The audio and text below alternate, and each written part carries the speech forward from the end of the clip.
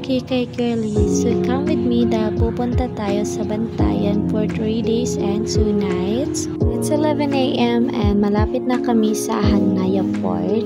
Pagdating namin sa port is wala pa yung barko kaya nagpark muna kami dito tapos nagbayad ng mga fees while waiting sa barko na sasakyan namin. Inigay na namin kay Kuya Guard yung mga papel dahil malapit na yung barko na sasakyan namin kaya nagpark muna kami dyan sa gilid while waiting for that barko. And finally, nandito na yung barko na sasakyan namin guys. So this is Island Shipping pala. And super perfect kasi dito sa side ako nakaupo. Tapos kitang-kita ko yung mga island at saka yung blue na water. Dahil first time ko sumakay ng barko, pumunta ako sa pinakalikod ng barko para makita lang tong napakaganda na wave. As in, super ganda niya talaga guys. And finally, we're here in Bantayan Island, Santa Fe. So dito pala kami mag-stay ng 3 days and 2 nights sa Ogtong Cave Beach Resort guys. So nandito yung pinakasikat na cave dito sa Bantayan which is Ogtong Cave. So early in the morning naglakad-lakad kami upang maghanap ng ATM machine. Tapos yung ibang ATM machine guys is walang laman kaya hinanap namin yung prints nila para doon kami mag-withdraw ng pera. Pagkatapos namin mag-withdraw is pumunta kami dito sa Prince para bumili ng mga pagkain at saka towels. Dahil mag-a-island hopping kami, meron na kaming binayaran dito which is yung bangka at saka yung mga goggles. Pagkatapos pala namin magbayad is pupunta na kami sa first island na pupunta namin which is Virgin Island. Pagkadating talaga namin dito sa Virgin Island, super na-shock talaga ako sa blue water at white sand nila guys. As you can see, super puti ng sand nila. Ako lang talaga yung super brown dyan sa video kasi super init.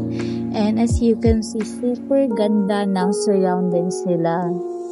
Okay lang yung super init basta ganito kaganda at ganito kagwapo ang makikita mo sa Virgin Island. Dahil sa ganda ng island na to, hindi pwedeng wala akong picture at saka video kaya ito pack. As you can see, aurang-aura yung ante mo. O, diba? Kiggle is everywhere.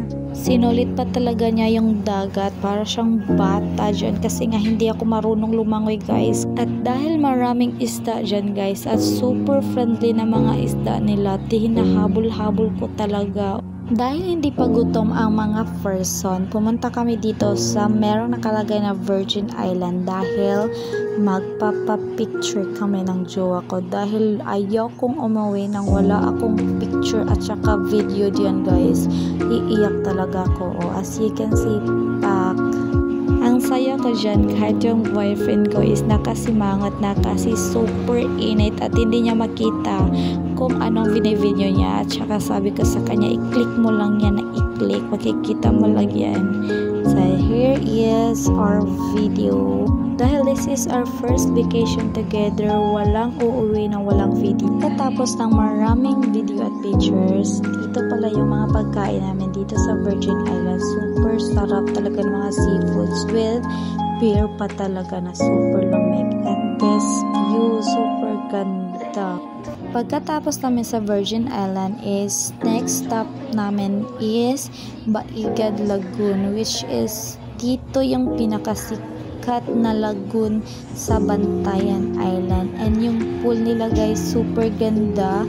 Tapos yung bar nila as in super relaxing kasi merong DJ with this view na super ganda. And this is our Lamian na Tequila Sunrise.